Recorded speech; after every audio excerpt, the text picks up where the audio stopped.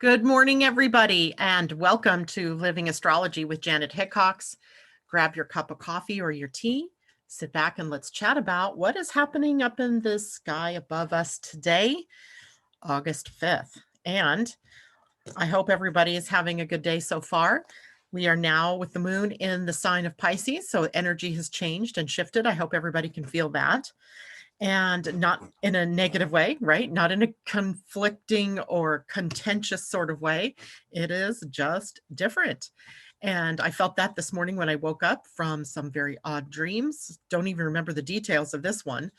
It was sort of a voyage, I guess, through the dream, through my life. It was weird.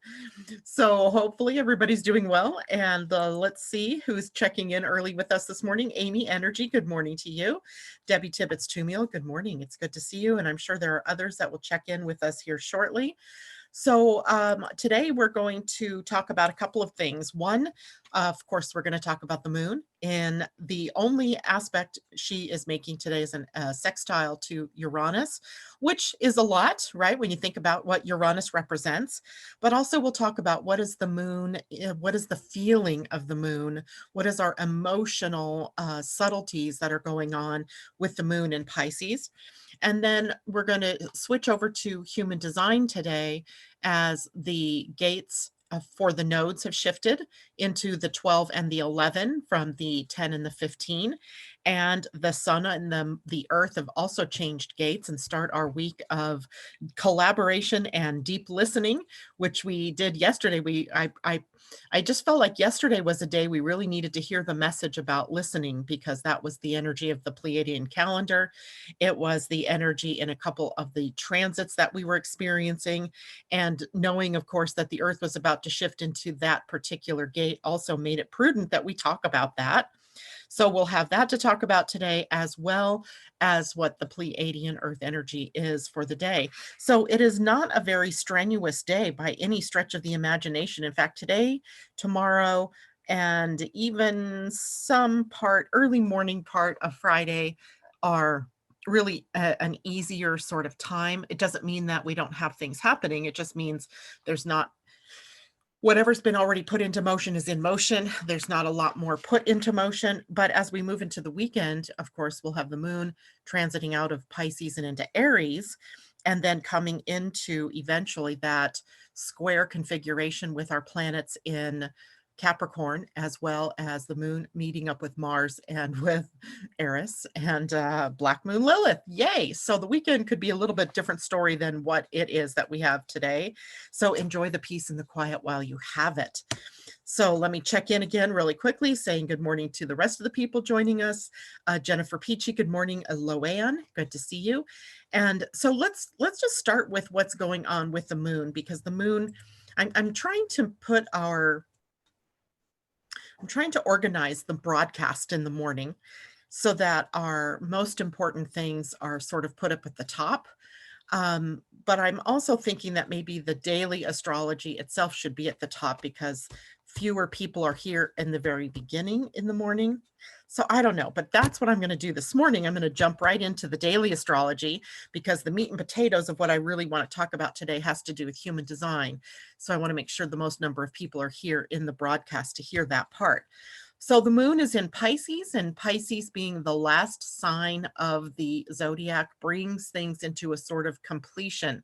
We have the subconscious fish swimming with the conscious fish, and we are moving that energy through all of our lessons, all of the deeper underlying secrets that we've been holding, or the things that have that lay in our subconscious, coming up to the surface. And so I think a lot of you, because I know I have, and I know other people around me have, been experiencing a lot of subconscious stuff, old patterns coming up to the surface. And the reason, of course, wouldn't be not to punish us or to make us suffer, but which we could do with Piscean energy. We could choose to suffer, but there is no need to suffer. It is all about just bringing it out and allowing the light of the day to kind of go through a process of purging, of of letting it go, shining those lights into the darker places, help us to purify ourselves, to detoxify ourselves of those old patterns or old beliefs or old relationships, old things, whatever it is that we've been holding on to. Pisces is also water. So water is emotional, and it's deep waters here in Pisces, second only to Scorpio in terms of the watery nature of it, the deeper waters of this. So we're swimming in the waters of imagination, right? Imagination, Pisces, one of the more creative and imaginative signs as they sort of tap into the ideal world, right? The ideal world where all things are possible. Remember, yesterday our energy was about all things are possible. As we went into the void yesterday with the energy of the dark or the night. And what did that bring to us, right? What were you able to bring up yesterday or bring out that might serve you as we move forward here? So also along with imaginative and creative energy comes the energy of confusion and sleep deprived or needing more sleep, feeling more sleepy, and as well fantasy and a bit of chaos. This is sort of that there's a primordial chaos that might be occurring under the surface here, where deep water currents are running and moving things up to the surface, and then surface things going back down into the deep. So it is that Piscean energy, right? Moving us from the deep into the shallow and moving the shallow into the deep and bringing it more and more. It's, when you think about the fish, it's what the fishing industry looks for, right? Where cold water dives down, it's denser, it dives down and then comes back up. And the warm water then has an opportunity to shine for a while and then it dives back down. So currents are generated by warm and cold waters.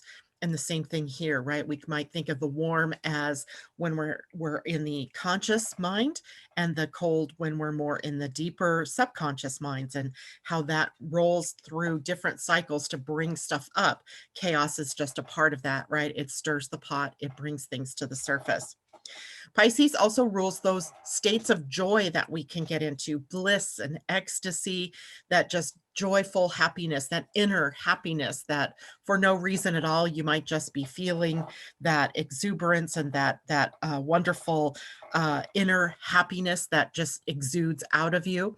And that is definitely a Piscean state, the state of bliss, right? Reminds me of the gate 58 in our human design, which sits on the root center, not the emotional center, but the root center, that says that joy and bliss and ecstasy are a very real format energy within the template of the body human.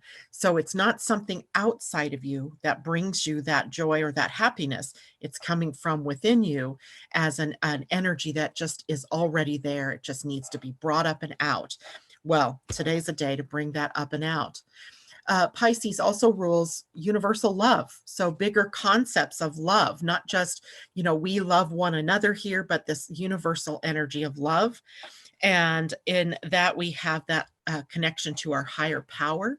So that might be to God or goddess or source or cosmic mind, whatever you call that, to your inner divine spark.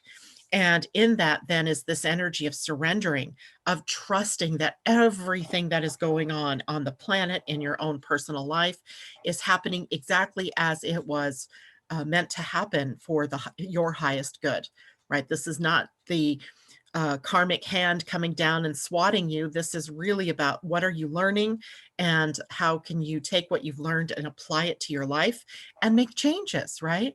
Otherwise, it's that psychosis that we've been in, that deep psychosis where we keep making the same mistakes, expecting a different result, and we just go round and round and round, never getting off that wheel of samsara, as Richard Rudd would say, or as even I think Buddhist religion and Buddhist thought might talk about. The wheel of samsara, that wheel of karma that keeps us rolling round and round and round, where we never stop it take a step back and look in and go, I'm so done with that, right? And that brings me to, trusting that the higher power is there for you as well. Letting go, letting God. That's a Piscean ideal. And it calls for spiritual purification, right? Letting all of that toxic old stuff out and bringing in the light, bringing in the new, and elevating ourselves, right? Always elevating, always moving up that spiral of consciousness as we see in our Pleiadian Earth calendar, which, by the way, I reached out today to Pia. Pia Orlean is one of the contributors to the calendar, along with her significant other, Cullen. And I would really love to bring them on the show and talk with them again. But also, I know it was about this time last year that the 2020 Pleiadian calendar was launched. So I'm hoping that the 2021 is almost ready and I can pass that information on to you so we all have it in enough time for the new year. And I know that seems like it's a long way away, but it's August already, right? We've already entered the third quarter of the year in terms of the astrological, or more likely the human design template of the year. So third quarter leads to fourth quarter, means it's almost ready to start over. We have a lot to go. Don't mind me. I'm just like always thinking off to the future. So surrendering, trusting, using our spiritual tools, meditation or yoga or any of the healing methods that we have to help us clear through all of that goo, if you will, that is stuck to us at times. Looking for a spiritual purification, right? Releasing toxins and purifying both our bodies, our minds, our hearts, our environment that we're in, so that we have a clean slate, so to speak. Now, along with universal love comes energies like tolerance and forgiveness and compassion and oneness, very, very Piscean topics, and psychic sensitivity, right? The ability to tap in using our emotions as our sensors, especially if you're emotionally defined, using our awareness of the subtle energies that are around us. At times, I'm sure I'm not the only one that ever does this, where I just sense either a presence or a change in the energy. Those are our subtle bodies that are sensing that the subtle energies are shifting in some way, and they're heightened during moon transit through Pisces. All of the mystical states of awareness that we think of are also a part of this. High psychic ability or high intuition, also a part of this. And don't forget, everybody, Neptune is still retrograde. He went retrograde in, I think it was June, maybe it was late May. No, it was in June, and is retrograde until November. When Neptune is retrograde, i.e. the ruler of Pisces is Neptune, we all seem to be a little more alert to what and aware of the incoming information, the stream of consciousness, if you will, the cosmic eye, www dot, right, where this information stream is moving into the planet. And we're always, we have lots of different energy centers that tune in to this incoming field of energy. And I noticed yesterday an article in, what was it, Space Weather, that the new solar cycle is beginning to pick up speed. And when we have a solar cycle that begins to pick up speed, it's an opportunity to change direction, to move in a new area, into a new area of our lives. And it also starts to lessen the number of neutrinos and cosmic particles that are coming into the Earth. So it calms down the mutation energy so that we can really begin to integrate a new direction. So a part of this ability we have right now to really tap in is about being positioned for what comes next, right? Whatever that might be, and being able to have all the tools that you need in order to get through whatever it is that comes up.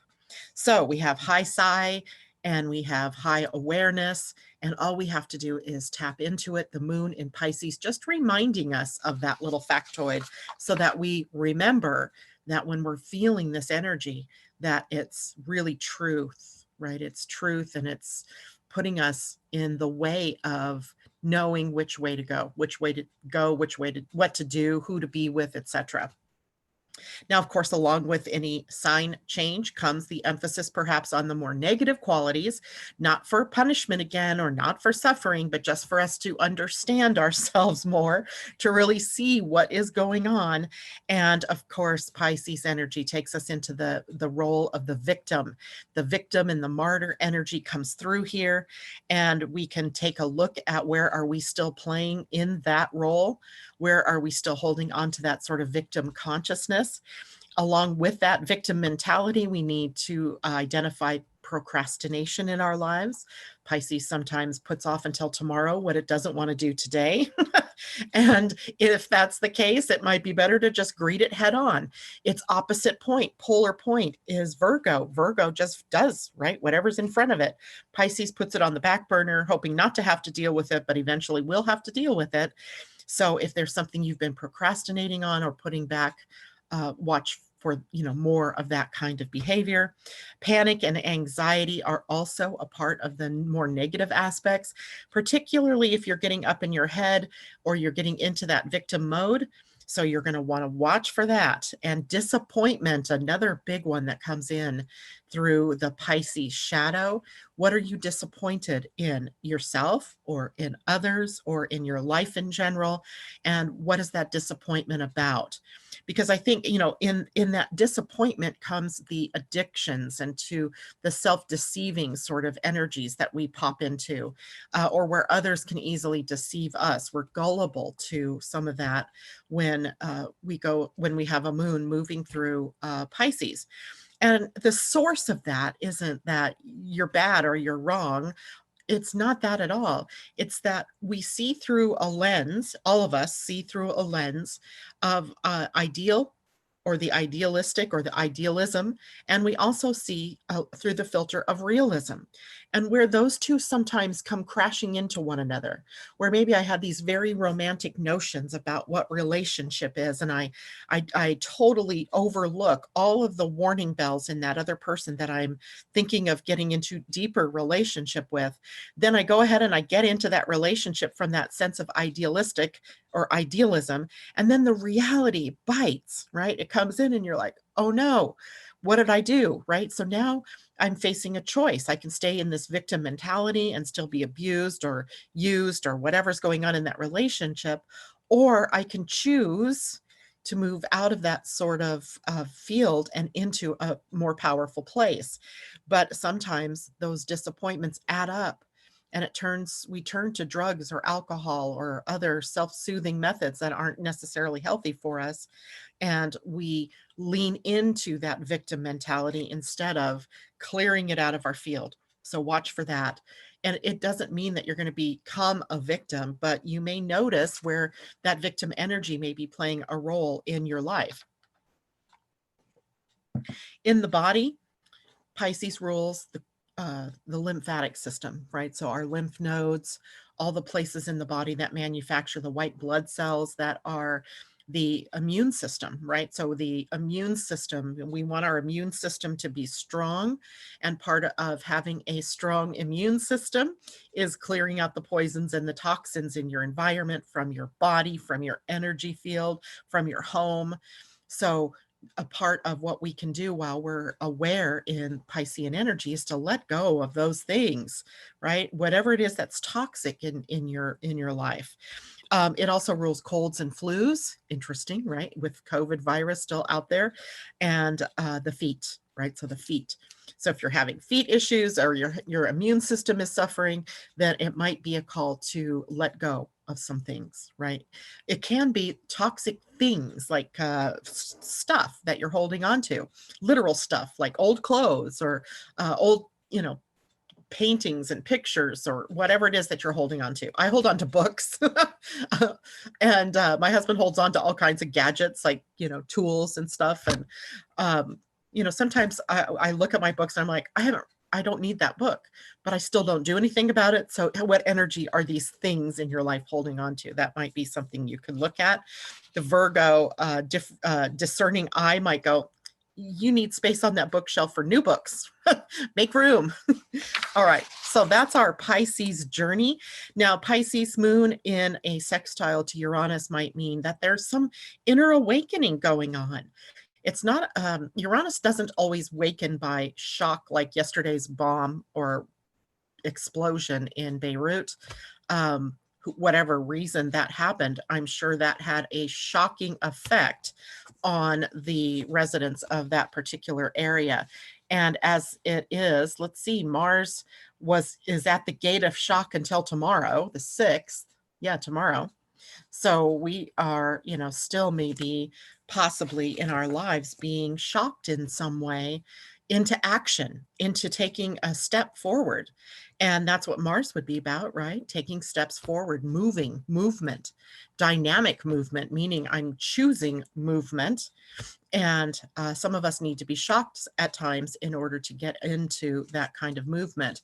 And I know there were other problems going on in that part of Lebanon, in all of the country of Lebanon. So maybe this gives them that impetus to, out of that explosion and explosive energies, to start something new, right? To start over in some way, shape, or form.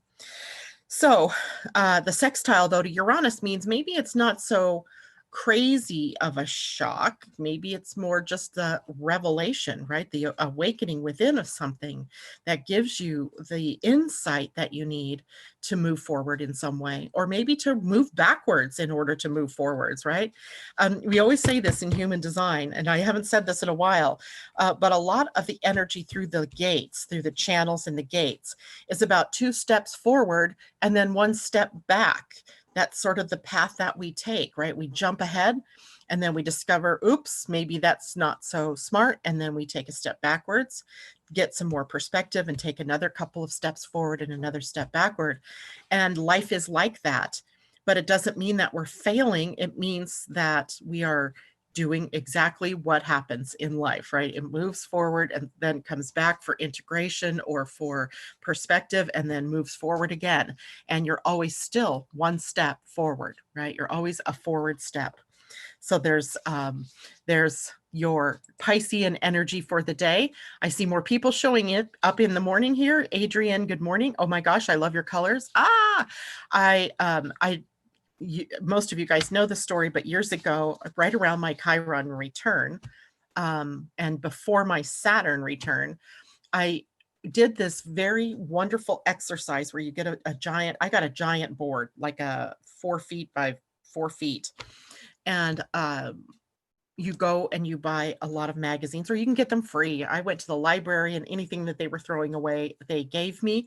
And without censoring yourself at all, you go through the magazine and you cut out pictures that you resonate with. You don't need to know why you resonate with it. Just because you love it, you cut it out. Once you've got it cut out, then you go and you paste them or tape them onto this board.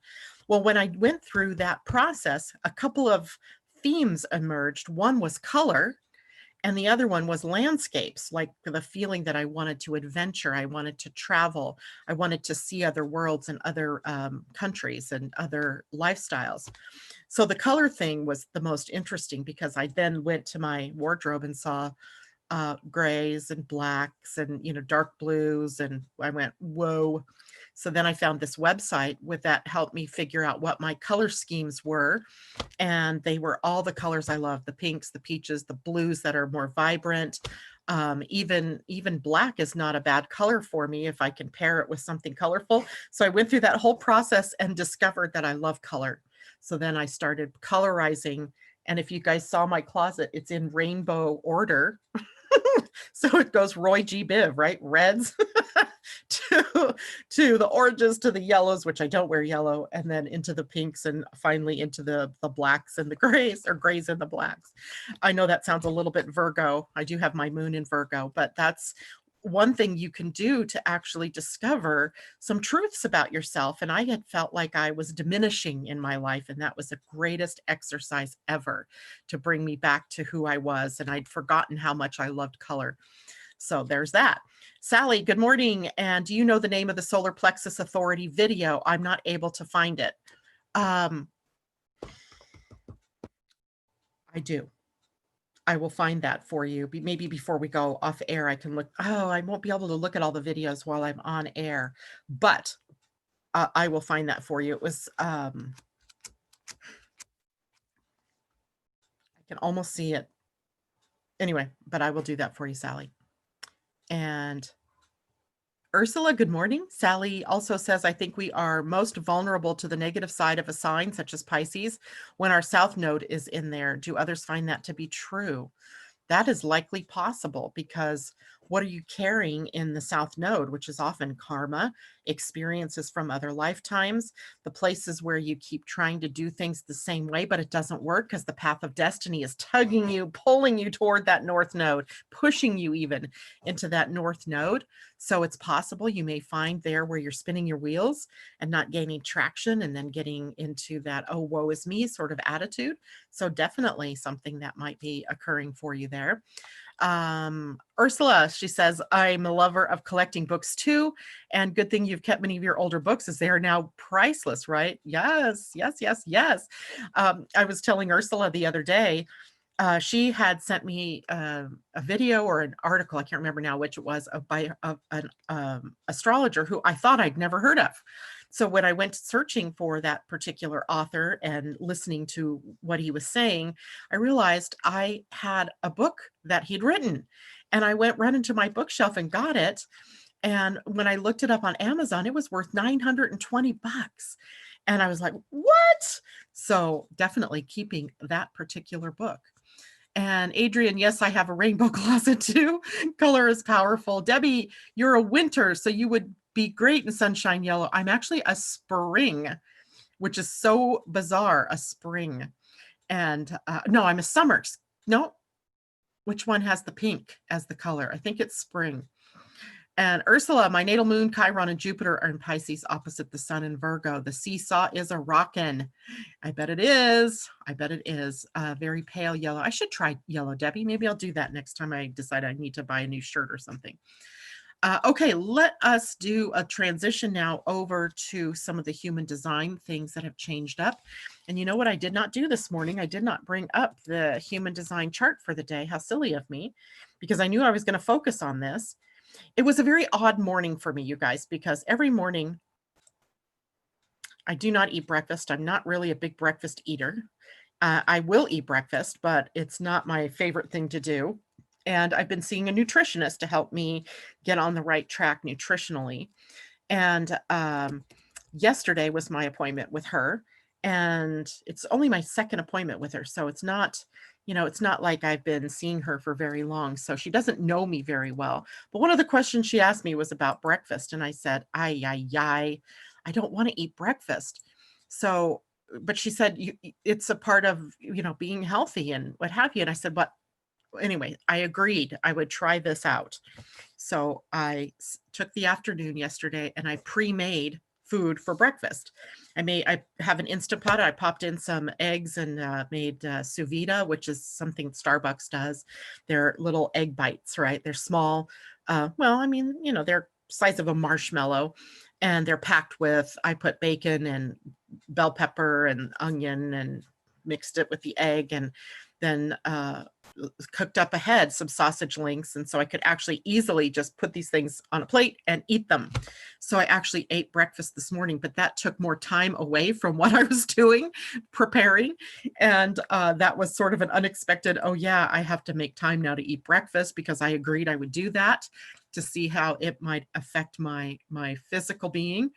And so, yeah, I'm going to have to plan a little bit more ahead these days.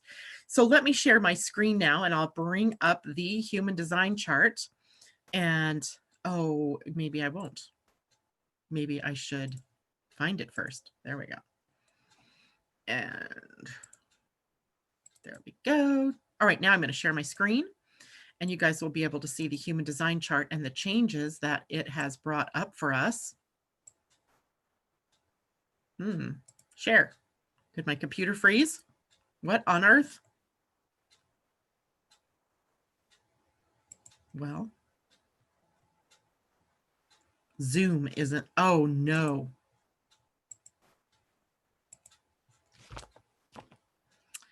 Well, I'm going to move to YouTube for a moment. Are you guys still seeing me? Because Zoom isn't responding, it's telling me. So I don't know if that means I went away or if I'm still here. Somebody reach out and tell me, am I here or am I not? Or did I go off to another dimension? because that's entirely possible too. Zoom, zoom, zoom, zoom. Wow.